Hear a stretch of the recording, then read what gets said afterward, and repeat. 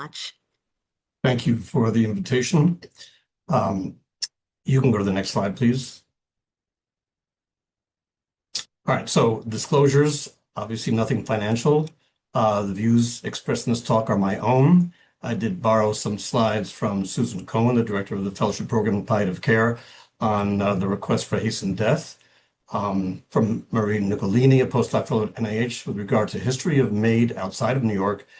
And I have some slides from the end-of-life choices in New York, which you will see towards the end. Next slide, please. And next. So many of the doctors on this call, and this includes many non-palliative care doctors, certainly anybody taking care of patients with serious illness, may have received from patients some request for hastened death. Next slide. So the request for hastened death may represent a range of thoughts. It could be a passive wish to die without intent to act. It could be a wish for active steps to hasten death, and it could represent suicidal thinking.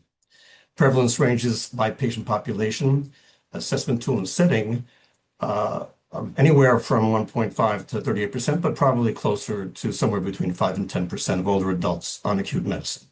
Next slide, please. So the wish to hasten death is often a reaction to suffering in the context of a life-threatening condition from which the patient can see no way out other than to accelerate his or her dying. This wish may be expressed spontaneously or after being asked about it, but it must be distinguished from the acceptance of impending death or from a wish to die naturally, although preferably soon. The wish to hasten death may arise in response to any one of a number of factors, including physical symptoms, psychological distress, existential suffering, or social aspects, such as feeling that one is a burden to family. Next slide. So the nature of the request could be a direct request or it could be a veiled statement. I've had patients tell me, just shoot me, for example. It can be a sign of crisis. It could certainly be a rich clinical opportunity to ask questions like, tell me more and find out what's behind it. And it could be a request for information about how the end will be or reassurance about care at the end of life. For example, many patients not aware of the legal, in 50 states, option of palliative sedation when suffering is intractable, or voluntary stopping eating and drinking, which we'll talk about. It could be a wish for non-abandonment, it could be expression of suffering, and many patients endorse the feeling that they are just done. Next slide. So literature and clinical practice guidelines usually include the following items as part of the response. First, you can't just leave that statement alone, like I want to die, but clarify the statement with open-ended, non-judgmental exploration of the request. And we'll have a few sayings to respond in 2 slides up. Assess, identify, and address any sources of suffering leading to the request when possible. And it could be a golden opportunity to refer to palliative care if the doctor hearing this isn't a palliative care physician and doesn't have the expertise or time to address the source of suffering or the cause of suffering. And then whatever you do, affirm your commitment to the care for the patient. And this is obviously the principle of non-abandonment. Next slide, please. The American Association of Hospice and Palliative Medicine, by the way, historically has been against medical aid in dying. More recently, it has taken a neutral approach, and that is because in palliative care, we were trained to say for years that we do not hasten death. Clearly, if we start participating in medical aid in dying, we can no longer say that as a discipline. So there's a stepwise approach of multi-dimensional assessment, looking for causes of suffering that may be physical, psychological, social, and spiritual. Responding with the stated goal of working toward a mutually acceptable solution for the patient's suffering, considering legal options short of medical aid in dying. And despite consideration of the stepwise response, some patients will persist, although I don't love the word persist, in a specific request for medical aid in dying. The HPM advises great caution before pursuing Maid where legal. The patient continues to receive the best possible palliative care, coordinated with an interdisciplinary team and other non-palliative care providers, irrespective of a decision to use Maid. The next slide, please. If the physician responds affirmatively to the request, she or he engages best available practices that limit avoidable suffering through the end of life. If the request conflicts with a physician's values, his or her response should take into account professional obligations of non-abandonment, as well as the patient's ongoing clinical needs. And in fact, I have multiple palliative care physicians at various sites at NYU who have decided that they will not engage in medical aid in dying. And we'll be creating policy for that like every other hospital. Next slide, please. So as a physician, do you have a duty to inform? Well, this was actually based on an article in Vermont after physicians, after they passed a similar law. So physicians expressed a concern about undue influence if they actually offered Maid as an option patients had. They felt it might harm the patient-provider relationship, although if the patient initiated it, the MD felt free to offer information. On the other side of the coin, New York State passed the Palliative Care Information Act in 2010, and this went into effect in 2011. That act states that if a patient has a terminal illness, the medical provider has a legal obligation to inform the patient of his or her hospice and palliative care options. Clearly, this is one of those options. So does that mean that doctors are obligated to inform patients?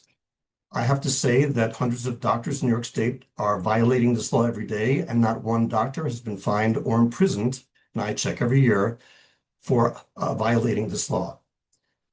There are many doctors, certainly I have come across myself personally, who are not informing patients of their options. As I said, despite the fact that a law was passed, and one might ask, why do you have to pass a law when you would think that this would be an ethical obligation of the physician or APP? The context is important.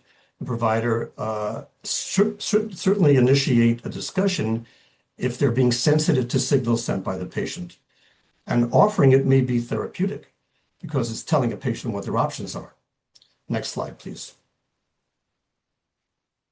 So what do you say when a patient says something about, I want to die or want to kill myself, in the setting of a terminal illness or even in the setting of just serious illness that may not be terminal? Well, this is what we teach all our fellows. Respond with open-ended, non-judgmental questions, such as, can you tell me more about why you feel that way? What are your concerns? What are your fears? What are your hopes? If they actually mention the law, you can say, what do you understand about medical aid in dying? I often ask questions like, what makes life not worth living at this point? Or saying something like, you have options for care. Would you like to hear more? Next slide, please. So what are patient options for hastening death short of Maid? Next slide. So euthanasia is not legal in the United States or Canada. It is in several countries in Europe. These are several terms that have been used in different states. Physician-assisted death, physician aid in dying, death with dignity, end-of-life options, our care, our choice. So, there are now 13 states, and they actually use all these terms to describe the law. The original law in Oregon was passed in 97, and that was the Death with Dignity Act. New York and many other states are now using medical aid in dying, as does Canada. Next slide. So you can see in Europe, they do use euthanasia. So this is physician assisted death by way of injection. And in fact, I don't know if anyone saw the show Vice. This was a Bill Maher produced show. After one of his Real Time with Bill Maher episodes, he had a show that actually showed in Holland this woman who accepts a visitor. This is all filmed. She's walking around her apartment. She offers the visitor tea, and then she describes why she wants to die. And it is because she is suffering, although for the most part, this is psychological. And then towards the end of the show, They show her lying on the couch, a doctor walking in, two of her friends sitting on sofas next to her, the doctor administering the medication, and she dies right there before her friends by way of euthanasia. Physicians aid in dying, death with dignity, end of life options are our care or choice. Again, are different versions of laws in the United States. You can, next slide, please. And you can click it again. And you can go next. So what are options for hastening death? Well, certainly withholding, withdrawing life-prolonging treatment is well accepted in the United States.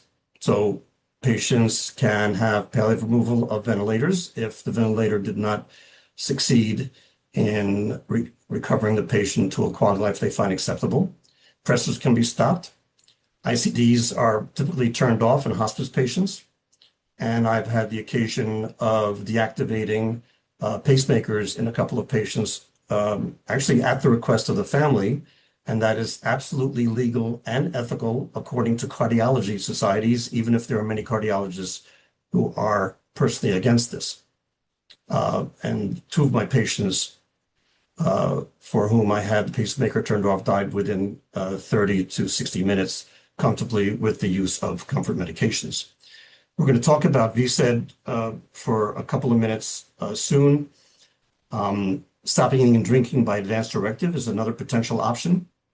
Medical aid in dying will be most of this talk. We already discussed voluntary euthanasia and euthanasia by advance directive, which are not available in the United States or Canada. Next slide, please. So VSED, something that I really had very little clue about before going into palliative care. It is an intentional, uncoerced choice by a person with decision-making capacity who has intractable suffering due to an incurable, progressive, or terminal illness. The usual outcome is a peaceful death due to dehydration within 7 to 14 days by virtue of organ failure, and patients are generally obtunded to comatose the last days of their life. It is legal in 50 states, and although patients can live well for several years with dementia, most want to avoid the final terminal stages that include inability to speak, ambulate, recognize loved ones, or to be continent. In fact, my own mother died of advanced dementia back in December of 24.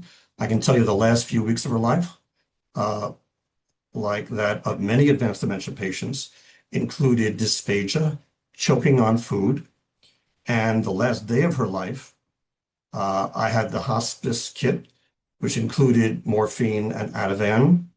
Neither of these drugs are terribly well absorbed orally, since they are, especially morphine is hydrophilic.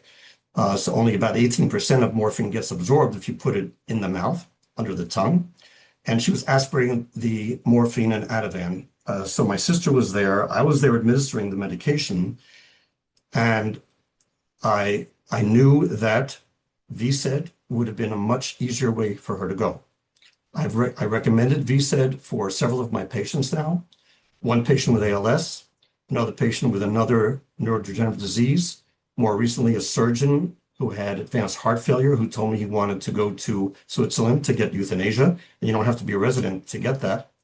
And I recommended VSED for all three patients, and all three patients died comfortably within 9 days. And being in a coma the last 3-4 days of their lives.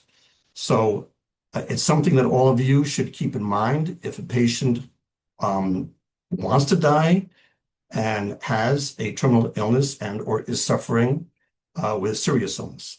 Next slide. Regarding ethical issues in VSED, if a competent patient's decision to engage in VSED is voluntary, the physician is morally and legally required to respect it.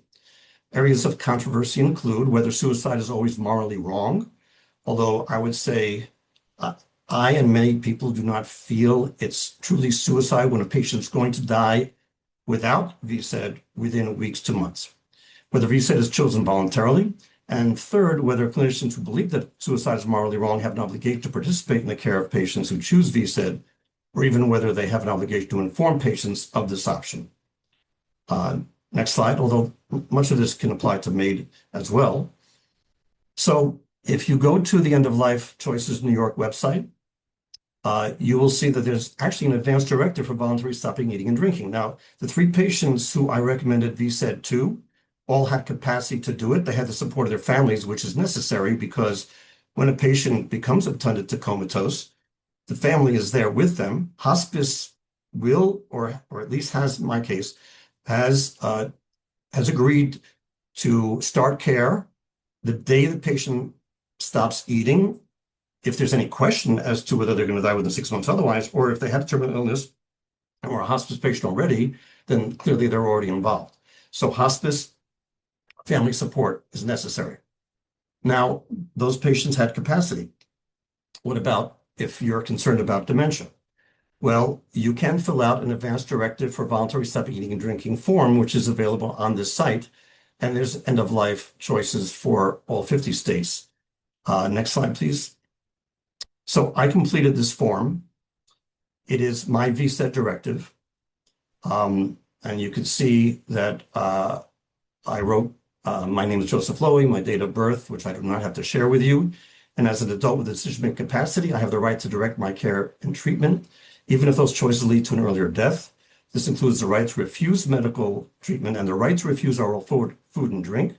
I have thought carefully about the circumstances in which I would want to stop prolonging my life with the eating and drinking. This directive instructs my healthcare agent, and by the way, that happens to be my wife, who's legal counsel for NYU, and all caregivers, how to act on my behalf to ensure that my wishes for stopping eating and drinking are carried out. And this directive has the conditions which you can choose, at which point you are requesting your healthcare agent to honor your wishes. So I checked off, I cannot communicate, I do not recognize close family, I'm indifferent to being fed, I frequently inhale or choke on food in the following conditions or situations. I have incontinence, bedridden, and so on. So I chose my own conditions. I might actually change them or liberalize them to some degree. Now, this really should be honored by a healthcare agent you choose. And if your healthcare agent is unwilling to respect this, then you need to choose a different agent. This, at least at this point, will not be honored in a skilled nursing facility, since they are concerned about litigation and about, so-called killing patients. So I'm not aware of any skilled nursing facilities that will honor this, but I know it will be tested in the courts. Next slide, please. There is an hour-long video on VSED, which is excellent, and it's by Judith Schwartz. And certainly the New York ACP should be sharing these slides with everybody so that they have access to all the references. Next slide, please. All right, so to Maid. Next slide. So, Holland has had their euthanasia law since 2002. And in Holland, 96% of the patients make use of euthanasia, whereas only 4% make use of any version of assisted suicide. The difference in Holland is that patients with severe intractable suffering, including depression, you do not have to have a terminal illness in order to take advantage of the law in Holland. In fact, there was one article, and I can't remember which magazine it was in, about a son who was not informed by his mother, because obviously patients have a right not to inform their families, and that's true in New York as well. So his mother actually made use of this law, killed herself without the son knowing about it. Next slide, please. So Canada passed this law in 2016. You can see that it's different than the ones we have in the States for the most part. It's a voluntary request without external pressure, and the patient must have grievous and remedial medical condition, A, having a serious incurable illness, disease, or disability, B, being in an advanced state of irreversible decline in capability, and C, experiencing enduring physical or psychological suffering that is intolerable to the person and cannot be relieved in a manner that they consider acceptable, and D, where the person's natural death has become reasonably foreseeable. What's interesting about every state in the Union and DC is that suffering is not necessary. And we'll get into that a little bit later with the New York State law. Next slide, please. So Tim Quill actually wrote an article in the New England Journal about a patient of his that he was following for some period of time, a 45-year-old woman. And he provided to this patient barbiturates, and he told the patient the dose that she would need to just relax and the dose that she would need to die. She ended up taking the lethal dose. And he did this intentionally because he wanted this to go to the courts and test the court to see if patients had a right to die. So the Supreme Court did, in fact, rule in 97. They drew a sharp distinction between withdrawal of life-saving treatment, like taking patients off ventilators and pressors, and physician-assisted death. And so what they said was there's no need for physician-assisted death since there is terminal or palliative sedation, and there's no constitutional right to physician-assisted death, and hence no constitutional protection. They left it up to the states. And this led, of course, to multiple states and DC passing Maid equivalent laws. Next slide, please. So you can see, we'll get into what the prescription is, but this DWDA prescription, recipients and deaths, so this is by year, 20-year experience in Oregon. And you can see in green, the prescriptions written, and in purple, the deaths. So as a rule, only 2/3 of the patients who actually fill the prescriptions take them. So very often, just having the prescription there is reassuring to the patient that they have that option if things get out of control. Next slide, please. So only 0.5% of all deaths in Oregon are as a result of the Death with Dignity Act. Next slide. Sorry. 90% die in hospice. Next. Most are 65 years or older, and most had cancer, the majority. 97% were white, 1% Asian. Next. 55% had a post-high school degree. Next. So the top 3 reasons for requests in Oregon were loss of autonomy, the vast majority, decreasing ability to participate in activities that made life enjoyable, loss of dignity, and that's it. So this hasn't really changed, and this is across multiple jurisdictions. Next. So California passed its law in 2017, 9 years ago. So this is as of 374 deaths. Next. 90% over 60. Race, again, vast majority white. 5% Asian.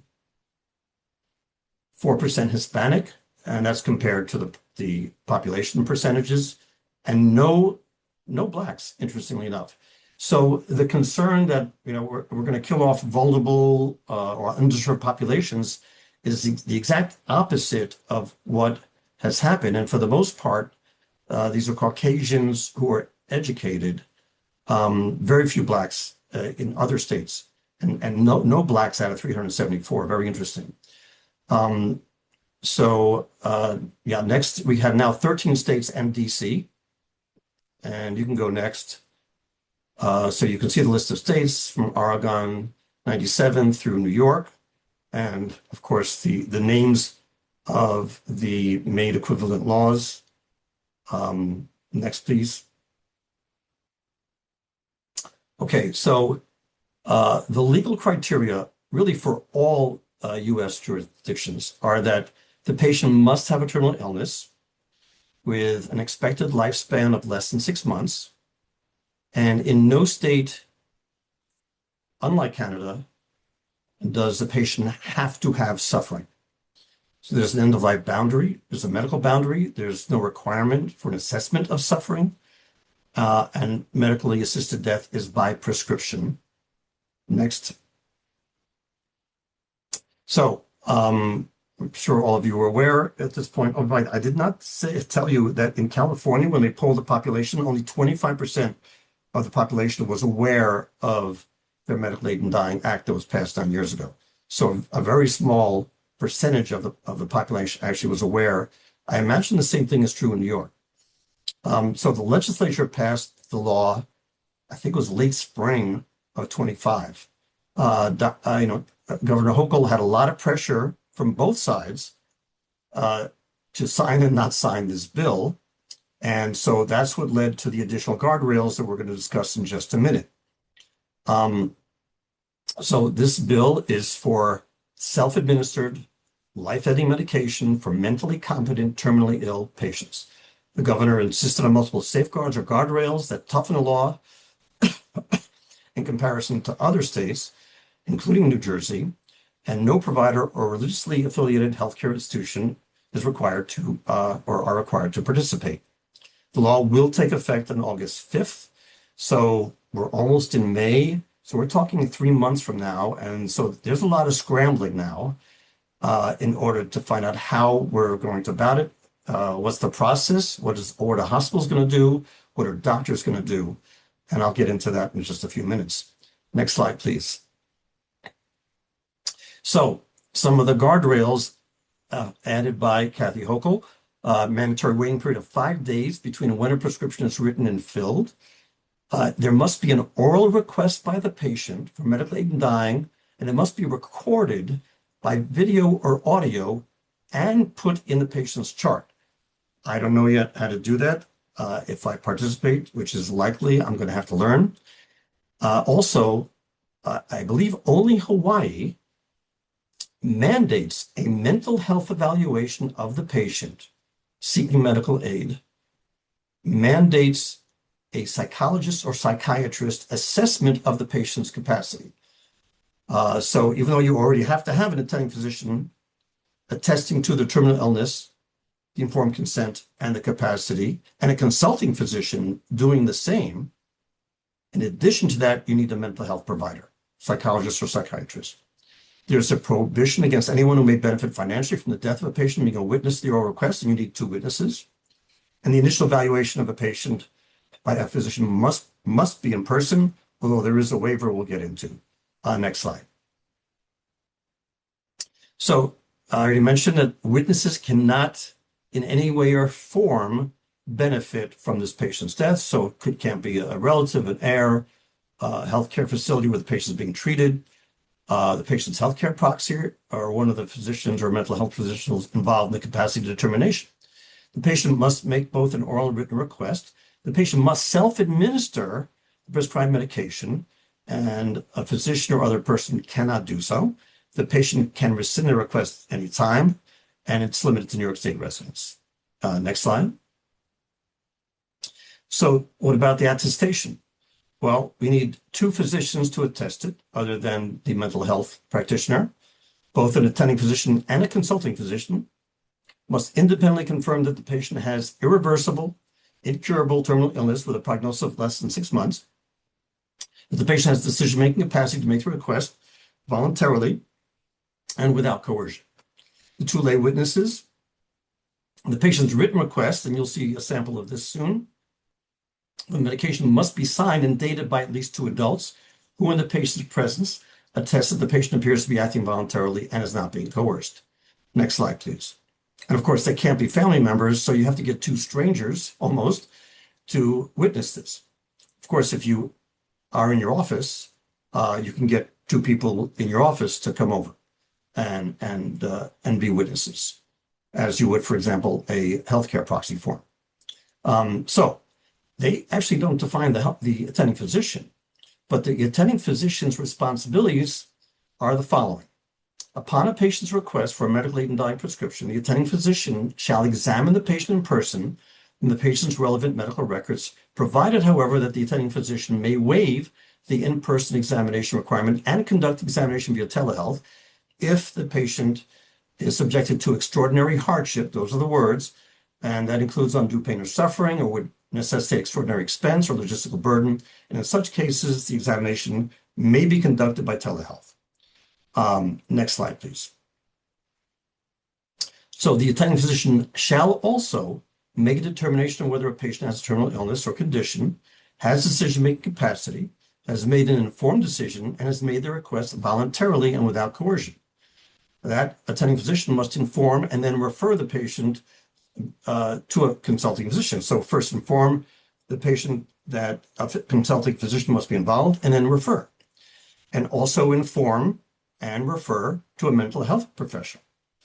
And the physician must also provide information and counseling, provided, however, that if the attending physician is not willing or does not feel qualified to provide the patient with the information and counseling under this paragraph, the attending physician may arrange for another physician to do so, or shall refer or transfer the patient to another physician willing to do so. So this is where I would imagine an oncologist who is asked by a patient, or a request is made to hasten death.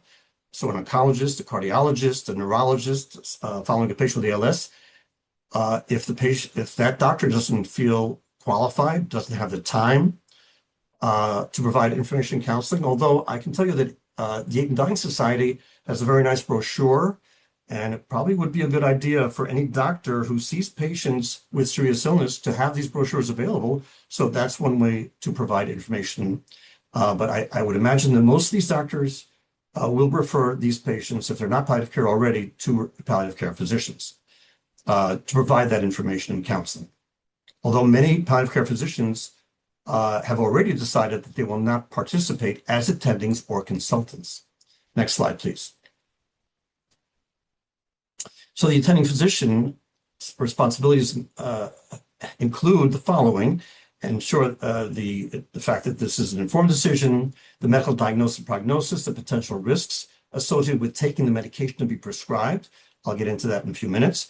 Probable result of taking the medication, the possibility that the patient may choose to obtain the medication but not take it, the feasible alternatives and appropriate treatment options, including but not limited to palliative care and hospice options, VSED, although that's not in the law, information regarding treatment options appropriate to the patient, including the prognosis, risk, and benefits of the various treatment options. So you can see that the responsibilities are numerous, and to fulfill the legal obligations, clearly doctors are going to have a template or dot phrase that has all this, and so that they can check off that they did all this if they're going to serve as the attending physician.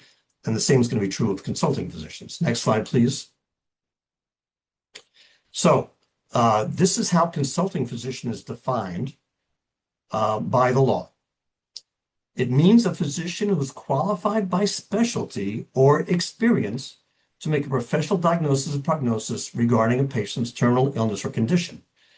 This is vague. I mean, any doctor who's been around for 20, 30, 40 years could say that they're qualified because they've seen many patients who die. Next slide, please.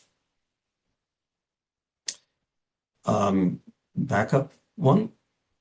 Okay, so mental health professional is defined as an individual licensed to practice medicine in New York State, who is a diplomate of the American Board of Psychiatry and Neurology, or is eligible to be certified by the board, or is certified by the American Osteopathic Board of Neurology and Psychiatry, or is eligible to be certified by that board, licensed to practice psychology under Title VIII of the Education under this article. So shall make an oral request and submit a written request to the patient's attending physician.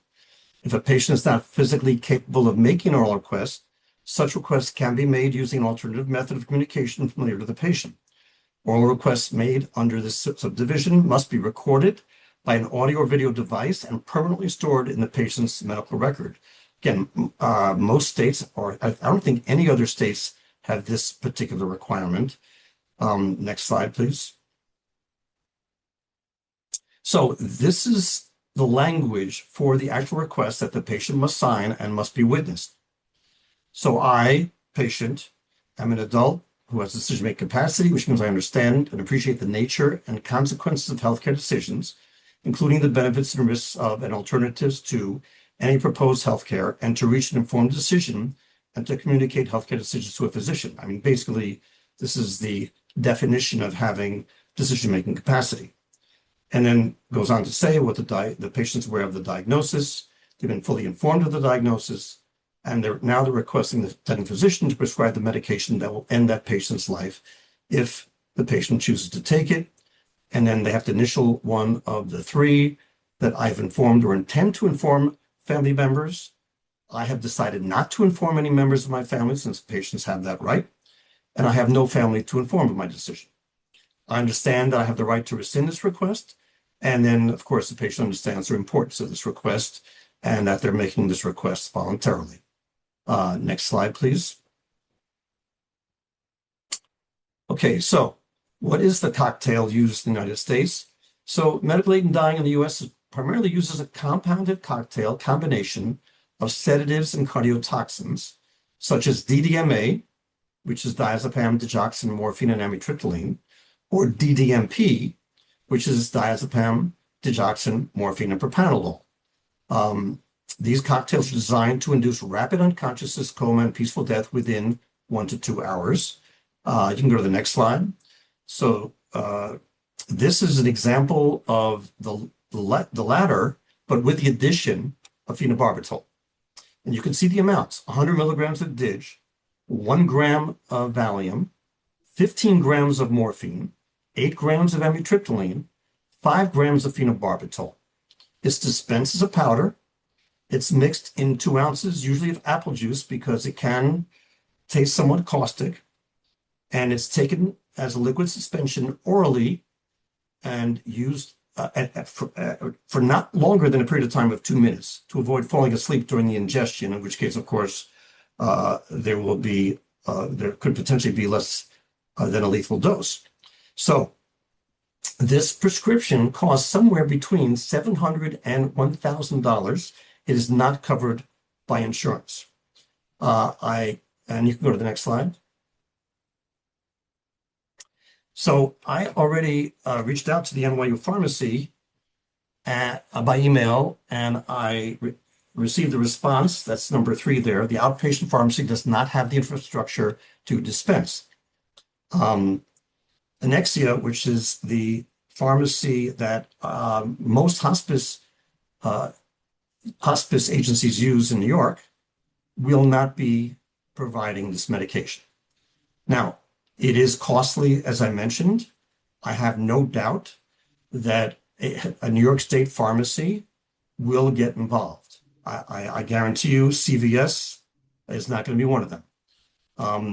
So that's the medication cocktail. I'm certainly answering questions. I'll going to have time for that since we weren't able to see that video, but you can see it yourselves very easily by going to the Aid Dying Society website or End of Life New York. So will Maid be available to hospitalized patients? Well, the answer to that is almost certainly no. Hospitals are waiting for Greater New York Hospital Association to come up with guidelines. In fact, as I understand it, Greater New York sent a bunch of questions to the Department of Health because the law is so vague and they don't define too many terms. There will be a meeting of Greater New York on Friday this week, and some general guidelines will be put out. And so all legal counsels at all hospitals will be attending that meeting, including legal counsel from NYU, which is where I practice. It's hard to imagine any hospital agreeing to do this on site. I know papers, New York City papers will have headlines that, this hospital is killing off their patients for length of stay or saving money or whatever it is. Not to mention the 5-day waiting period, the fact that we've got 40, 60 patients on surge waiting for medical beds at our hospital, and most hospitals in New York do not have beds where people can wait around. Now, if a hospital has a hospice unit, would they do it? I don't know. It'll be up to the hospitals. But I would imagine that most hospitals will not allow this to be on site. Who's the attending physician? Most primary attendings who will receive a request, oncologists, neurologists, cardiologists, will not have the time or training to be the attending physician. And I'll get into just a couple of minutes who that might be. But I can tell you that I polled all of the palliative care doctors at NYU, and there are several here in Manhattan who do oncology palliative care, maybe neuro palliative care. I do clinic palliative care for cardiology, pulmonary, and hepatology patients. And so there are several of us who are considering participating. But you already saw how many hoops one would have to jump through if one decides to be the attending physician. Now,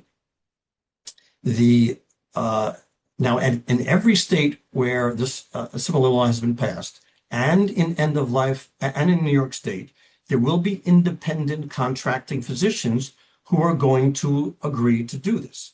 They're going to be paid. There's a concierge practice that has developed in every state where this is available. And you already saw that most patients are, white and educated, and many of those patients might have money when this is not covered by insurance, which of course means that poor patients may not have access to these doctors, even though those doctors might be the most available. When I spoke to Mandy Zucker, who is the administrative director of End of Life Choices New York, they're going to have a list of doctors who are willing to be attending physicians. But End of Life Choices New York is not a licensing agency. They cannot really vet these doctors. And I imagine they're going to have a disclaimer that they're not recommending these doctors. And so it'll be up to the consumer, the patient, the families, to go out and maybe call that doctor's office, check out what kind of rating they've had online, and or by word of mouth. And certainly as palliative care providers, I'm sure we will quickly find out who might be very good at this and who we might trust if we're going to actually refer patients rather than saying, we'll just go look at that site. Likewise, I'm sure End of Life Choice in New York is going to find a pharmacy that'd be willing to provide the prescription, which I've already discussed, and you already heard about the cost. By the way, I spoke to two of our hospice agency medical directors just yesterday. Hospices across the United States and the hospice agencies in New York will support patients. They'll take care of these patients, but it is highly unlikely that they will play any kind of active role. They're not going to provide an attending physician. They're not going to provide a consulting physician. They're not going to provide the medication. If the patient has a terminal illness, then by law, they have to provide care for these patients. However, you can have hospice at home where it wouldn't be a problem. Hospice patients in a SNF, that could be a problem. SNFs have a right to say they're not going to participate. In other states, some patients had to be moved from one skilled nursing facility to another because one agreed to allow this to happen on site, and others did not want to do that. So so there's a lot that we're going to need to find out in these next several months before we really can allow patients to take advantage of this law. Next slide. All right, so this is the End of Life Choices in New York. Now, they are huge proponents of this. They've partnered with Aid in Dying, the Aid in Dying Society. And so these are very passionate people who feel very strongly. I'm sure much of this is because they've seen patients suffer or they've seen family members suffer. And the Aid in Dying Society actually has a course. I actually did several of the hour-long, 30-minute-long sessions. They're very informative.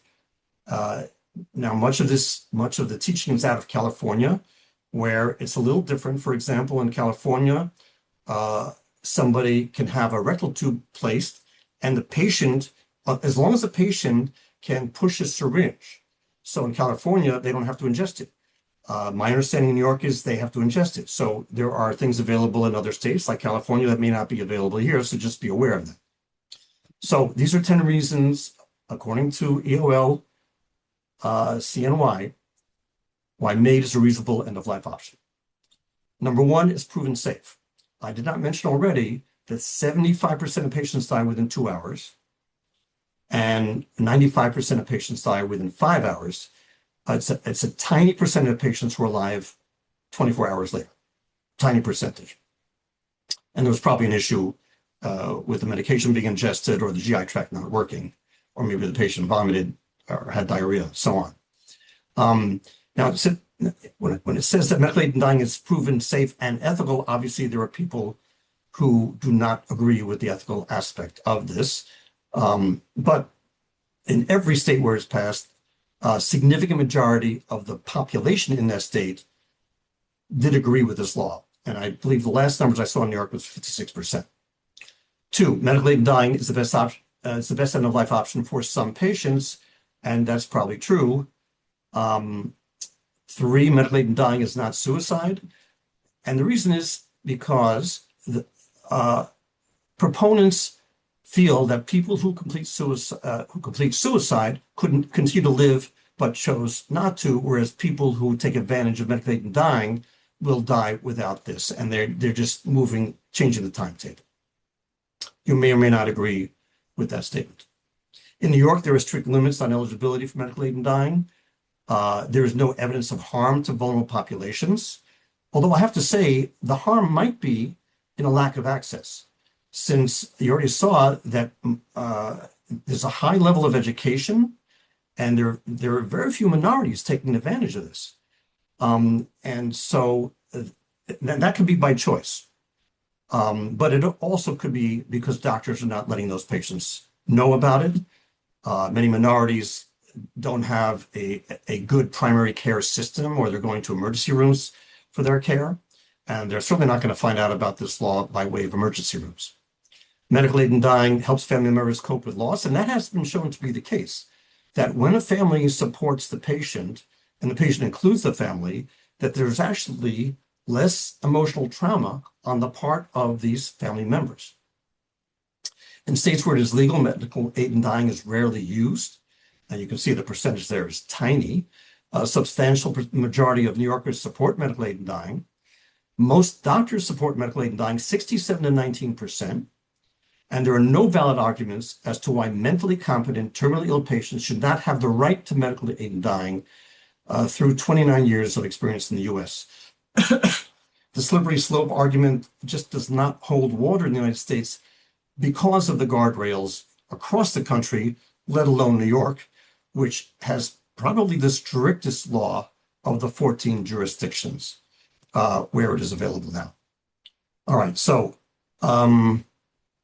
excellent, 6:54. I want to leave some time for questions. So, and by the way, these are the courses that are available through the Academy of Aid and Dying Medicine. Introduction, talking with patients, attending consulting roles, monitoring, preparing contingencies, aid and dying day, and managing non-oral routes, pharmacology of aid and dying.